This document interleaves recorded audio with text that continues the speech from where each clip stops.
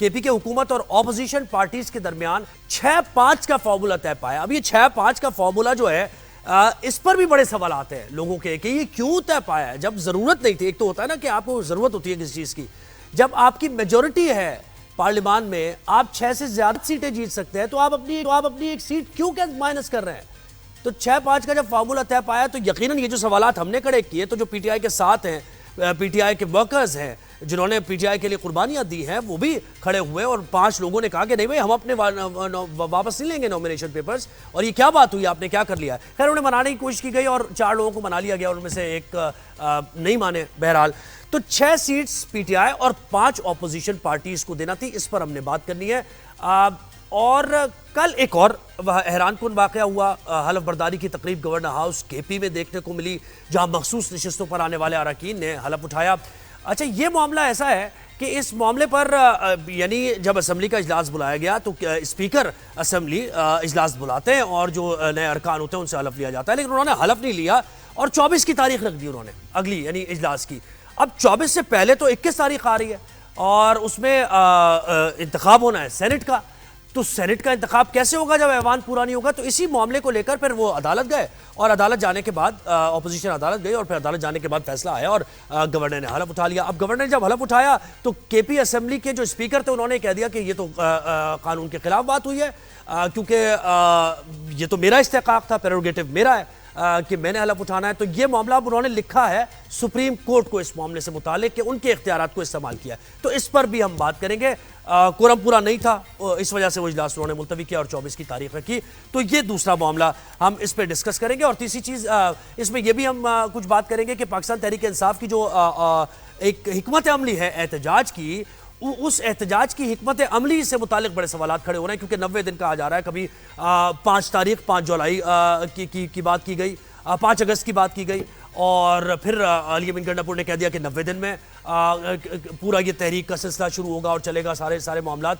तो लोगों को कन्फ्यूजन हो गई। अच्छा, जब लाहौर आए, काफ़ी अरसे बाद लाहौर आए केपी से और बड़े तमतराक के साथ और बड़े जज्बे के साथ आए। लाहौर जब आए तो पंजाब की जो उनकी क़यादत है उसको इन्वाइट ही नहीं किया वहाँ।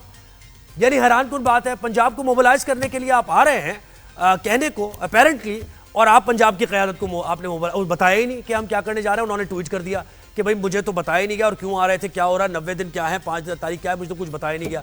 तो उस पर फिर तादीबी कार्रवाई उनकी और बयानात जो उनकी क़यादत की तरफ से आए, बड़े सख्त बयानात आली हमजा के को लेकर आए कि आप कैसे आपने ये सोशल मीडिया पर कर दिया और आपके खिलाफ कार्रवाई हम करेंगे अगर आपने नेक्स्ट टाइम इस तरह का किया। हमने पार्लिमानी पार्टी को बुलाया था।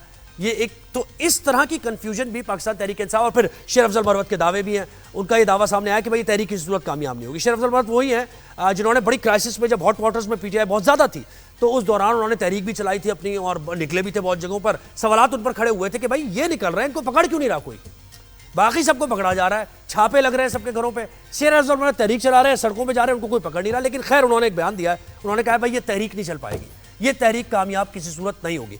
तो ये दोनों मामलात, यानी हम सेनेट इलेक्शन की बात करेंगे, पाकिस्तान तहरीक इंसाफ की एहतजाजी हिकमत अमली, हुकूमत इसको लेकर क्या सोच रही है, क्या प्लान ऑफ एक्शन है, और फिर तीसरी चीज़ हम ये जो बलूचिस्तान में एक अफसोसनाक वाक़या हुआ, इसकी हम बात करेंगे। एक लड़की को सिर्फ इस वजह से कि उसने पसंद की शादी की थी वहाँ मार दिया गया। नोटिस तो लिया हुकूमत ने, और वज़ीर आला बलूचिस्तान ने ये बताया कि 11 अफराद को गिरफ्तार भी कर लिया गया है और इस सिलसिले में मज़ीद भी गिरफ्तारियाँ होंगी और करार वाकई सज़ा दी जाएगी ज़िम्मेदारों को। तो ये तमाम तर इशूज़ हैं जिस पर हम आज के शो में बात करेंगे। जी, तो हमें ज्वाइन किया है पाकिस्तान तहरीक इंसाफ से न्याजुल्लाह न्याजी साहब ने। वेलकम करते हैं न्याजुल्लाह न्याजी साहब आपको। इसके साथ साथ महमूद मौलवी साहब ने हमें ज्वाइन किया है, जो कि पाकिस्तान तहरीक इंसाफ में सर्व कर चुके हैं और अब सीनियर पॉलिटिशियन हैं। और इसके साथ साथ अब्दुल कादिर मंडोखेल साहब ने, जो कि पाकिस्तान पीपल्स पार्टी के सीनियर रहनुमा, उन्होंने भी हमें ज्वाइन किया। आप तीनों को शो पे वेलकम करते हैं। सबसे पहले न्याजुल्लाह न्याजी साहब आपसे आगाज़ करेंगे गुफ्तगू का। पहला सवाल यही जो लोगों के जहनों में भी आ रहा है कि पाकिस्तान तहरीक इंसाफ का जो स्टांस है वो बहुत ही, उसे आप कुछ भी कह लें, तनकीद करें, कुछ भी कह लें, उनके मुताबिक बड़ा उसूली है। यानी वो इस इलेक्शन को भी रिग समझते हैं, वो इस हुकूमत को भी जाली समझते हैं, मैंडेट को भी जाली, आपकी नशिस्तें भी छीन ली गई। तो ये सारा आपका प्रिंसिपल स्टैंड है। लेकिन जब केपी के आते हैं, हम खैबर पख्तूनख्वा असेंबली में सेनेट इंतखाब की बात कर रहे होते हैं, तो एक ऐसी स्मूथ सेटलमेंट आपकी हो जाती है जिसमें आपको एक निश्चित और मिल सकती थी, लेकिन आपने वो भी छोड़ दी, 6-5 से आपने एक सेटलमेंट कर ली। तो ये क्या हुआ? नजरियाती तौर पर जरा मैच नहीं कर रहा आपके उसूलों के मुताबिक, ये मामला क्या हुआ वहां पर? बिस्मिल्लाहिर्रहमानिर्रहीम। देव साहब, पहली बात तो ये है कि मैं खान साहब का तर्जमान हूँ, इमरान खान साहब का।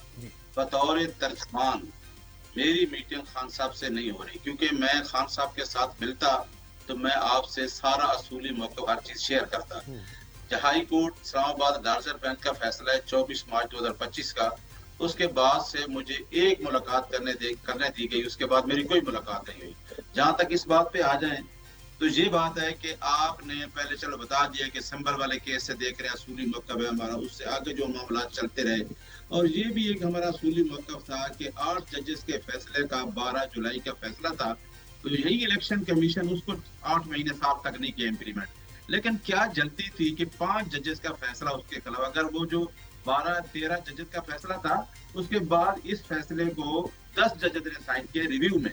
मैंने अपनी प्रोफेशनल में कभी नहीं देखा कि अगर एक फैसला 13 जजेस का है तो रिव्यू में उतने जजेस होने चाहिए सेम। ये तो आपके वकील ने भी ये तो वहां पर आर्गुमेंट भी दिए ना।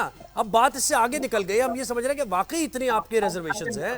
हाँ जी, लेकिन एक बात मैं आपको बताऊं, आपने जो इब्तदाई अपना दिया है ना, उसमें ही बड़े डाउट्स क्रिएट हो गए। आपने कहा मुझे मिलने नहीं दिया जा रहा, तो इसका मतलब है कहीं ना कहीं समवे और द अदर आप भी इस फैसले से मुताल्लिक हैरत है आपको कि क्या हुआ, यानी किस तरीके से हुआ। जी मैं बताता हूँ, कोई हैरत नहीं है। मैं आपके साथ ये भी असूली मौका बता रहा हूँ कि आपने असूल की बात की, ये भी ऐड कर ले कि तर्जमान को, मैं तो तर्जमान इमरान खान का हूँ, कि मैं आपके साथ शेयर करता जो इमरान खान से मिला।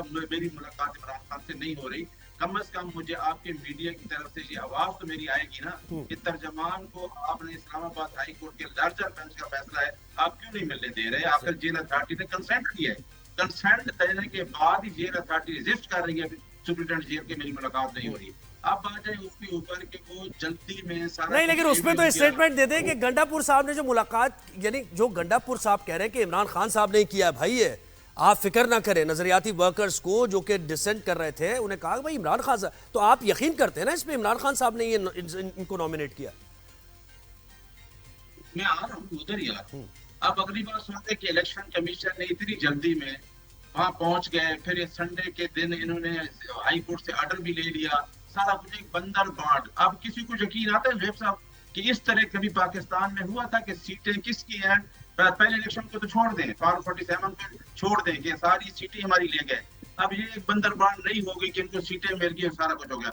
इस हालात में जब इतने मुश्किल हालात से पार्टी गुजर रही है, हमें यही सीटें मिलनी थी 6 जो सीटें, हाँ बल्कि एक फार्मूले के साथ हमारी एक सीट और बनती थी, लेकिन इस पे सुन लेना 6 सीटों पे इत्तेफाक किया गया कि कम से कम हमें ये सीटें तो मिले, क्योंकि इनसे कोई भी कुछ भी पता करिए कुछ भी कर सकते हैं।